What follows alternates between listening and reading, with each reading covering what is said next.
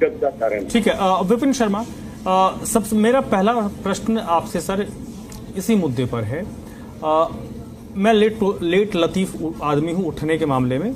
जब आज मैं उठा और सबसे पहले हम अपने ऑफिस के व्हाट्सएप ग्रुप चेक करते हैं, व्हाट्सएप मैसेजेस चेक करते हैं, नेट ऑन करते हैं, तो फिर वो सारे नोटिफिकेशंस आते हैं। तो मुझे लगा था नोटिफिकेशंस आए जितने भी मेरे फोन में ऐप हैं न्यूज एजेंसी के या चैनल्स के, उसमें आया, सब में आया सौरभ भारद्वाज का, और हमारे व्हाट्सएप ग्रुप पे भी आया कि सौरभ भारद्वाज के घर पर रेड हुआ। आपको जब ये सूचना मिली कि सौरभ भारद्वाज के,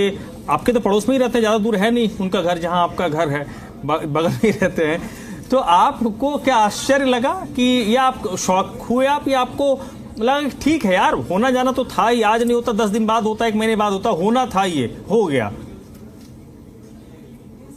धर्मराज जी देखिए, अभी थोड़े समय पहले एक माता के जागरण में मेरी मुलाकात हुई थी सौरभ जी से, तो वहां पर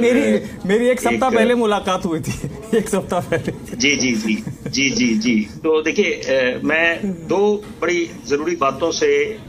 अपने विचार रखूंगा। सर्वप्रथम देखिए कि एक तरफ ये बोलना कि प्रधानमंत्री की डिग्री को लेकर जो विवाद उत्पन्न कर रखा है इंडिया अलायंस ने या विपक्ष ने,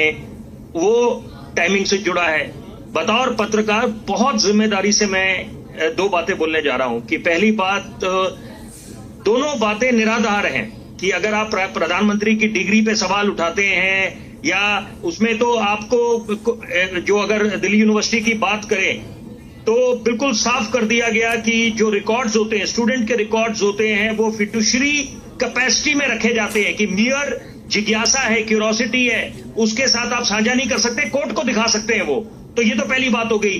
दूसरी बात है कि यहां पर क्या हासिल करा ईडी ने।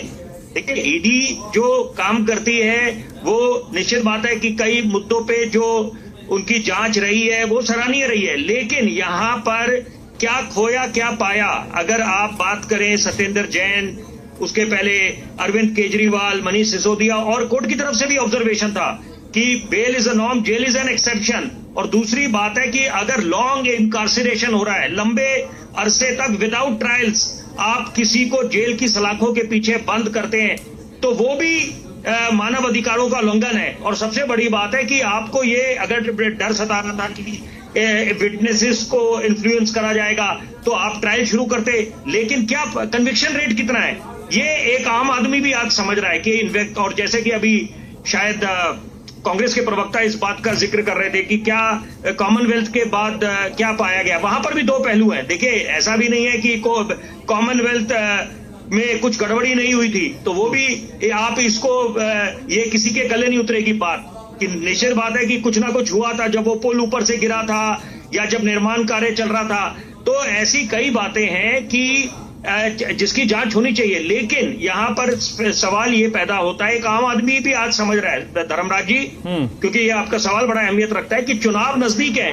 और लेकिन इसको आप प्रधानमंत्री की डिग्री से जोड़ दें तो ये निराधार होगा। ये चुनाव नजदीक है, इसलिए सबको कोई ना कोई मुद्दा चाहिए एक दूसरे को घेरने के लिए, और यहाँ पर वोट चोरी की एक तरफ बात चल रही है और उसके बाद अब ये जो प्रधानमंत्री की डिग्री को लेकर, तो ये तो देखिए राजनीति में ये मुद्दे सारे राजनीतिक दलों को मिलते हैं, तो कौन इसको अगर आप मान के चले, मैं हॉकी या फुटबॉल की टर्मिनोलॉजी में बोलूं कि पेनल्टी कॉर्नर को कौन एक गोल में कन्वर्ट कर देगा, तो वो आपकी खुद की क्षमता पे निर्भर करता है। लेकिन इस समय बड़े बड़े आरोप लेकर भाजपा भी उतरी थी चुनावी मैदान में कि शीश महल बोला, उसके बाद बोला कि यहां पर सीएजी की रिपोर्ट साझा करेंगे, उस पर कार्रवाई होगी, तो क्या हुआ। तो ये सारी बातें देखिए, और निश्चित बात है विपक्ष की एक बात में दम है, नीरज जी 1 मिनट, विपक्ष की एक बात में बिल्कुल दम है कि जब वो बोलते हैं कि आपके हाथ कोई ऐसी वॉशिंग मशीन लगी हुई है कि आपको बाकी जो विपक्ष के नेता हैं वो सारे बिल्कुल उनके दाग दिखाई देते हैं, उनपे आप आरोप लगा देते हैं, लेकिन आपके दल में अगर कोई शामिल हो जाए तो वो दाग धुल जाते हैं। और दूसरी बात है कि विपक्ष से भी एक सवाल बड़ा जायज बनता है कि यहाँ पर इसका तो मतलब ये मत बोला जाए कि हमने एक अंग्रेजी का शब्द सीख लिया, वेंडेटा, बदले की भावना, तो इसका मतलब है किसी के खिलाफ कार्रवाई होगी तो आप बड़े आसानी से अपना भी पल्ला झाड़ेंगे और बोलेंगे बदले की भावना से, वेंडेटा के तहत ये ईडी कार्रवाई कर रही है, ईडी को आप अलग अलग बातें बोलते हैं और लेकिन अभी देखिए, अभी इस समय ध्यान ये केंद्रित होना चाहिए धर्मराज जी कि आप यमुना सफाई करें, और जो बात चल रही है कि दिल्ली जो राजधानी है, देश की धड़कन है, कि आप ग्लोबल इनोवेशन हब बनाएं। लेकिन सर एक मिनट, आपने जैसे बात कही, मैं उसी पॉइंट पे आता हूं। आम आदमी पार्टी हो या कांग्रेस पार्टी जो बात कह रही है कि ठीक है, जब भी किसी के खिलाफ कार्रवाई होती है पॉलिटिकल लोगों के खिलाफ, तो कहते हैं कि पॉलिटिकल वेंडेटा है। आप ये पंचायत स्तर से लेके ऊपर तक जहां तक आप जा सकते हैं, हर आदमी का ये नारा होता है। लेकिन ये अगर कोई उस चीज पे भरोसा कर रहा है, एतबार कर रहा है, तो क्यों कर रहा है? अरविंद केजरीवाल जेल गए, जेल से बाहर आए, 1 साल हो गया,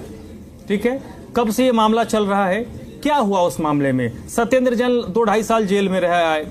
उस मामले में क्या हुआ? सिसोदिया के मामले में क्या हुआ? तो जेल से जब ये लोग छूटे हैं, संजय सिंह जेल रह के आए,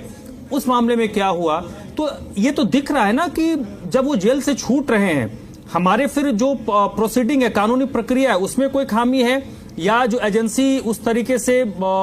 सबूत प्रोड्यूस नहीं कर पा रही, जिसके कारण वो डेट वहीं पर थम जा रहा, या डेट पे डेट लिया जा रहा है, जिसके कारण ये केस किसी परिणति तक नहीं पहुंच पा रही। तभी तो ये लोग ज्यादा इनको बल मिल रहा है। 1-2 मामले में अगर सजा हो गई होती तो शायद ये इतने मुखर को नहीं बोलते। बहुत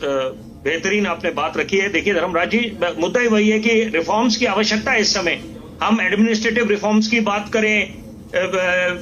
पॉलिटिकल रिफॉर्म्स की बात करें, जुडिशियल रिफॉर्म्स की बात करें, क्योंकि यहां पर अगर सिस्टम में कुछ लैकुनेज हैं, कमी पेशी है, और यहां पर जो आपकी जांच है वो अंजाम तक नहीं पहुंचती, या फिर उसके बाद मामला ज्यों का त्यों हो जाता है, 2 स्टेप्स अहेड 4 स्टेप्स बैक, तो ये चीजों से